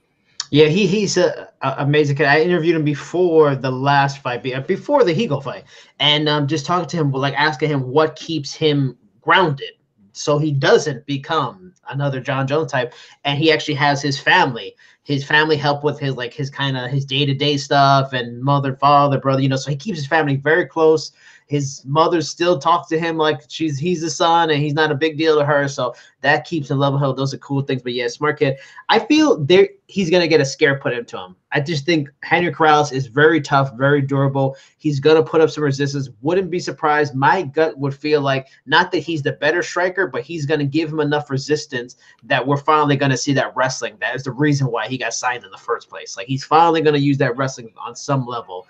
because he can be hit, and I don't think Corrales is going to go away. He's not going to run. He's going to stand in there with them and fight. Maybe it backfires, and maybe just Pico knocks him out. But yeah, I still think Pico's going to win. But I think we're going to see the wrestling. Before we get to the next fight, the main event, Jay, shame on you for not putting this. Though I will say, Jay, good job. Jake Hager, Jack Swagger's a 2006 All-American at Oklahoma, set the single season record for pins in his weight class. But Jay, shame on you. We got to talk about Archuleta Bandejas. I think that might be on paper the best fight of the night. What are your thoughts? I interviewed Bandejas for us. I've talked to Archuleta before. What are your thoughts on that fight? First of all, Archuleta has the best beard of Bellator 214. That is an incredible beard, and he was ultra fly, man. He was fly. Like he had the greatest of all time weigh-in suit. It's like this orange tracksuit that said like Switch Gang on it. Something. Yeah, it was dope. I want to lean toward Archuleta in that. Ricky Bandejas is an impressive guy to me too. I did get a chance to speak with him. I think that the sound was kind of messed up on that interview, so I don't think that one got posted. But anyway, Bandejas is a really good guy, but it's just such a step up in competition. Yeah. And even he recognizes it. You know, his words to me were like, "Hey, I know I'm not." Who was the guy he fought with? Gallagher, I think that he just knocked out a couple months back. Yep. Yeah, and he said, "Hey, this guy is much better than Gallagher. Like this is not Gallagher that I'm fighting." I think that's going to catch up to him. Archuleta is a very, very serious man with a very serious beard gang rep. Let's get it. Yeah, I asked Bandejas the same thing. I kind of asked him about Gallagher fight. He told me a lot about that. And then, is this a big step up? Yep, he was very forthcoming. This is a much better fighter. I think it's going to be interesting. I think it's going to go all 3 rounds. I just think that Bandejas is a good fighter. He may become a very good fighter, but it's still early enough in the game. Juan Archuleta is traveled enough experience working with the TJ Dillashaw of the world. I think he will grind it out and get that decision win. But Bandejas will make him work for it. And now, I think. Oh, sorry to cut you off, man. But I think this is a fight that's going to make Bandejas better in the long run. I agree. And now moving on to the main event. In a way, it almost seems anticlimactic. I think we all have an idea where this is going. Even though on my fight picks, I'm not going to pick that. What is your pick for Fedor and Bader? I gotta go Ryan Bader. I hate to be the Debbie Downer here, but let's be real about what Ryan Bader has done in this Bellator heavyweight Grand Prix. He's barely been touched. Yeah. Like I honestly, has a punch been landed on him during this tournament? I don't think so. Yeah. He slept King Mo in like a few seconds, and then he just had a total just domination train on Mitrione and took 0 damage in that. Bader is so fresh in this fight, and it's not like he doesn't have to cut the weight. He's big, strong, athletic guy. He's sharp technically. He's got this stellar resume in wrestling. Fedor he's a legend, but he's an aging legend. 42 years old catches up to you. Now, if these rumors are true, about him coming to this fight sick also, you got to take that into consideration. If you don't want to stand across the cage from Ryan Bader when you're healthy, imagine if you ate some bad cheese. You don't want to do that, especially. I think Bader wins this by ground and pound. I think he takes Fedor down at some point and really roughs him up badly. I think it's going to look a lot like the Bigfoot Silva fight. The lover of chaos in me wants to see Fedor make some historic statement and just one punch KO him, and that's the stuff dreams are made of. That's the ending to a movie, but this is real life, man. Ryan Bader wins this by domination, I think. Yeah, I mean, my gut tells me that I'm on my staff picks. I'm gonna pick Fedor. I'm gonna go nostalgia. I'm gonna go out on a limb on this one. I think Bader should win all the things say he should. I think the only thing that makes it interesting, the one really thing that scares me is just Fedor's chin is just not very good anymore. He gets hurt all the time. The only question I have is he getting hurt because he's got a worn down chin from heavyweights, and it's heavyweight shots that hurt him, or is it general shots? And if it's heavyweight, does Ryan Bader, who does have legit pop in his hands, does he have heavyweight pop? If he can't really make Fedor respect him, then Fedor hits hard, man. This is a heavyweight, and he hits at funky angles. You know, Bader's a guy that can definitely be had on the feet, especially by Fedor with his angles and everything like that. The other fascinating thing is that if it goes to the ground, Fedor is a sneaky, tricky motherfucker. I was looking back at his record. Even now, despite having mostly TKOs and KOs in the last, 8-9 decade, he still has more submission wins than he has TKOs, KOs, and decisions. He's got 16 submissions. This is a tricky motherfucker on the ground. So I'm curious to see those scrambles when his sambo goes head-to-head with his wrestling. And when it goes to the ground, Bader needs to do what you said. I think I totally see ground and pound him winning, but he cannot just lay on him because Bader is tricky. He can snap up a Kimura, some of these things. So I'm fascinated. There's danger areas for sure. I'm hoping that the danger areas prove, worthwhile. But I'm going to pick Bader, but I think Bader's going to win. Yeah, and Bader, man, Bader approaching it from the ground and pound, he's got one of two options, and I don't think there's any in between in this. Either you lay and pray chest to chest and just flatten yourself and dominate the positioning, or you go ultra aggressive and you just beat him into oblivion. That I think trying to hybrid those two. Yeah. Trying to change positions and that might be deadly. That's when you start inviting the scramble. That's where Fedor starts finding things to do, those real crafty things that won him so many crazy matches in Pride.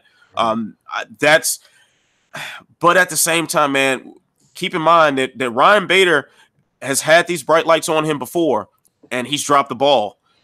He got not knocked out, but got submitted by Tito Ortiz in what was set up to be a squash match. Yeah. He got slept by Lyoto Machida, for charging in recklessly.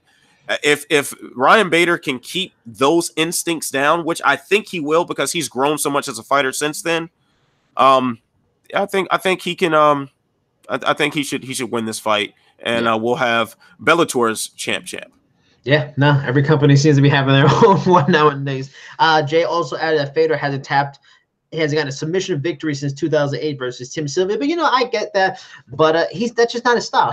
That's his backup plan. His grappling and his submissions is his backup plan. He loves to strike. He's going to use those fast hands, those funky angles and stuff like that. The other thing to add in is that in the Chael fight, Fedor got tired in that first round. Now Chael was pushing a hell of a pace. Ryan Bader doesn't push a hell of a pace necessarily, though he is mildly aggressive. Probably not good. That if it is true he's sick and his gas tank isn't like what it once was at 42. That could be even more worrisome. But, that is pretty much the whole shebang of this show this week. Anthony Walker, you are going to be Captain Credential this weekend. What else other than going to the event tomorrow night should the people be looking for from you? All right, so right now I am feeling extra crappy due to whatever cold has stepped upon my otherwise stellar immune system. But I'm going to dope myself up with a little medicine. I'm going to take a little nap, and then Ask Ant should be coming out tomorrow. I'm going to be writing that.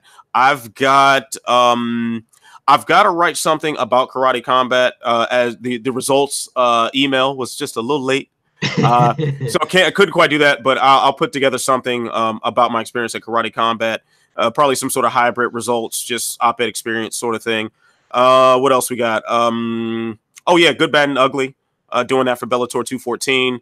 Also, as I said last week, I was added to the writers of MMA On Point, very successful YouTube channel. So check out my first video that they wrote from one of my scripts about 10 boxers that we wish crossed over into MMA. So check that video out. Let me know what you think. Give us a taste. Give us 3. Give the people 3. All right. The people were mad about me putting Antonio Margarito on there, but I did it anyway. So oh well. Let's see. I had to give some love to Sweet Pea Whitaker. Pernell Whitaker is my all-time favorite boxer. And of course, one of the obvious ones, I threw Roy Jones on there. So yeah, it's I think it's a decent list. Let me know what you guys think. And that's what the people can expect. Also, follow me at Ant Walker MMA, especially during the event. I will be sitting cage side at Bellator 214. So prepare for my snarky remarks and just strange observations on the proceedings that is Bellator 214. Well, for me, as always, Cheap Seats Chat on Twitter and on Instagram. Like I mentioned before, there's all the articles you can go find on me from me now with Corrales and Bandejas for Bellator tomorrow. Stories of both of them. Derek Brunson and his recent fights, Israel Adesanya, and a whole bunch of other stuff. Got Ong La and Song, superstar for One Championship, the champ. You can see an article on that and his background, his story a little bit. And, of course, my video interview, rare video interview with Neiman Gracie, World Grand Prix, Bellator welterweight semifinalist, who's going to be fighting the winner of Rory McDonald and John Fitch probably sometime well after April. Also, like I said, Dean Thomas interview tomorrow morning. Anthony Rocco Martin interview at 3 tomorrow also, so look for those stories next week. And that is pretty much it for me. As always, beautiful time with you, Anthony. Feel better. Enjoy your trip to Bellator for Yes. Should be a good time. He's the very handsome yet very sick Anthony Walker. I am the very well-coiffed Jason Burgos. Coiffed? Well, that's what's up. This is a new episode of The Trenches. Bye-bye. All right, everybody. Stay gorgeous. Stay beautiful. Please stay healthy. Don't be like me. Stay healthy. But most of all, stay sexy. Yeah. I'll see you when I see you. Peace.